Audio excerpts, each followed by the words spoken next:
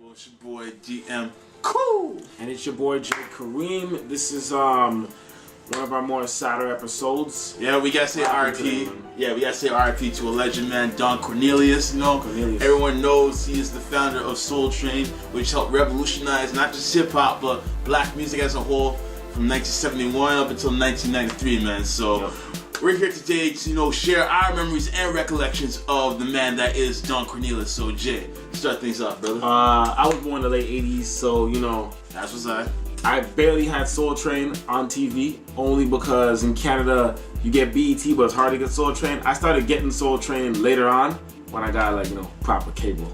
But they had flashbacks of it, so you watch flashbacks. And I remember watching it at about 12 or 13, and I'm watching episodes from the 70s, 80s, 90s. You get to see all the old school dances, the way they were done, because I grew up in hip hop era, so I never got to experience the soulness and the ethnicity of the 70s and the 80s, and they get to experience, you see all the dances, the moves. Yeah, man, it was different. I loved it. Yeah, I mean, for me, what I admire about Soul Train is just the fact that, after episode after episode after episode, it was, you would see the transition from one genre of music to another, depending on what was, popular at the time within the black culture.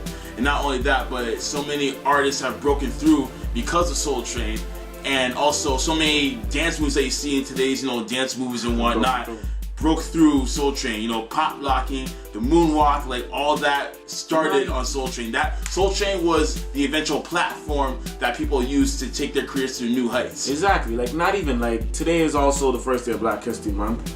But not even that. It stands at a point where it's there was a point in time where black music was heard on the radio, and then the MTV generation started. So you get the 70s, you get the 80s. You're starting to get videos, and people are putting out music videos, and a lot of stations didn't want to play black music videos, or they only wanted to play certain ones. Don Cornelius, not that he played videos on Soul Train, but it was an outlet for the artists to come on and perform. A lot of people who were black at that time didn't get to perform at late night talk shows. You know what I mean? Don Cornelius and a lot of people, they actually gave you the platform to perform, to get out there, from Michael Jackson to anybody, to Curtis Blow, all the way up. Exactly. And, one thing about, Don Cornelius is that, he was very selective of who he wanted to come on the show and perform.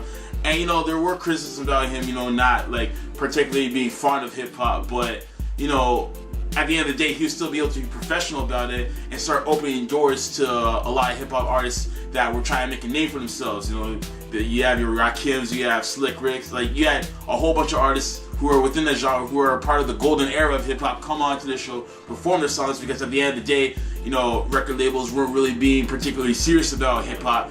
They weren't getting as much radio play or airplay on the radio, rather, to actually get themselves heard. So again, they used Soul Train as a platform to get their music out there, and eventually it worked, because now people were tuning in, literally and figuratively. At that time, it was either him or who else was it in the 90s?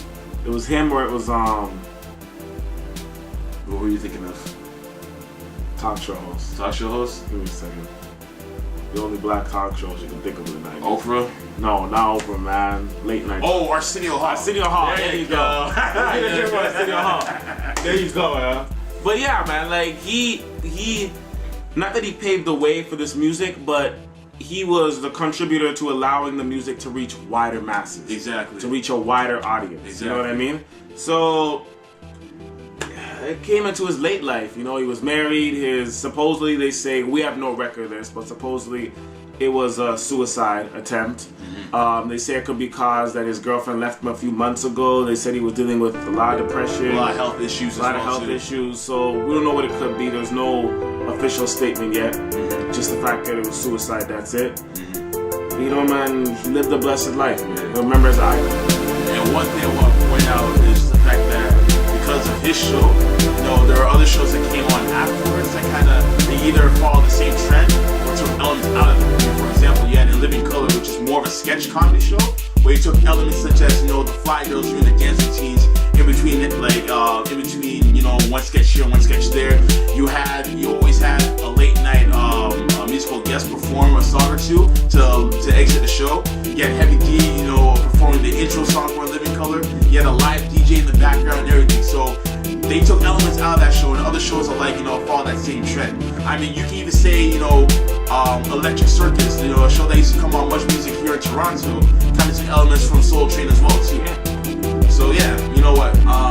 That's all I gotta say. Anything you gotta add to that? Nah, man. R.I.P. to a legend, an icon, the Black American bandstand. That's what it was. All right, and there you go, man. So we have more episodes for you later on in the future. Until then.